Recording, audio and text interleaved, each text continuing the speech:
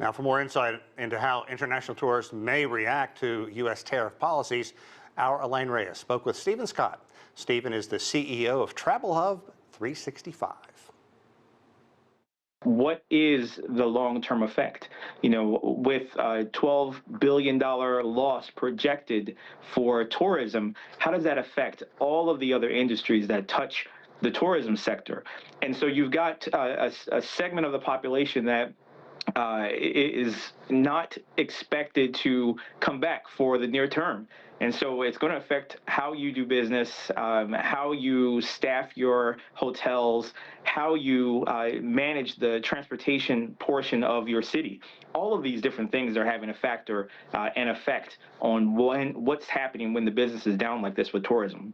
You're in Chicago, I'm in Washington, D.C., both pretty popular destinations. Are we seeing a pivot toward domestic tourism as a fallback strategy? Are Americans traveling inside the country? Are they going to your city, my city, or are they just staying at home right now?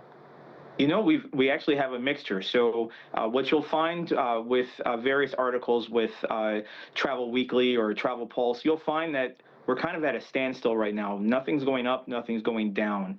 And so as far as domestic travel, but what that's going to hurt eventually is that we used to be able to look around and see a full Las Vegas. We used to be able to see full restaurants in Washington, D.C., in Chicago. Those restaurants are actually now starting to have availability. Those streets are starting to be more open and emptier in Las Vegas. And you're going to continue to see things happen like that, at least for the next number of years. So which countries are benefiting from the lost travel to the United States? Is it Europe? Is it Canada? Is it Mexico? What are the trends saying?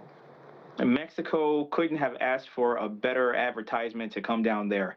They actually are experiencing an 18% increase in business, and 65% of their travelers are from the U.S. anyway, and that is actually up 5%. So you're looking at a situation where international travelers are coming into North America, but they're not actually coming into the United States like they used to. They're pushing down into Mexico, and they are welcoming them with open arms. So you're going to find that other destinations are very hyped up and excited about this opportunity because they always had to battle with the United States on trying to get those guests in. And so now it's a matter of how do you compete with each other to try and get some of those dollars. But I think something we need to continue to look at is the cruise industry. When we think about domestic travel, the cruise industry is going to help the consumer avoid that tariff confusion because the cruise industry does provide you with a value proposition on your dollar. And so that is going to be something we should watch going forward. We've already seen a couple of events this summer here in the United States, but what about World Cup 2026? We have a lot of matches here. We see some in Canada and Mexico. They're sharing them all. What does that bring? The planning for the World Cup actually started back in 2017, if not earlier. And so they have weathered that entire planning process through different administrations, through pandemics, through all kinds of different changes and things that have affected.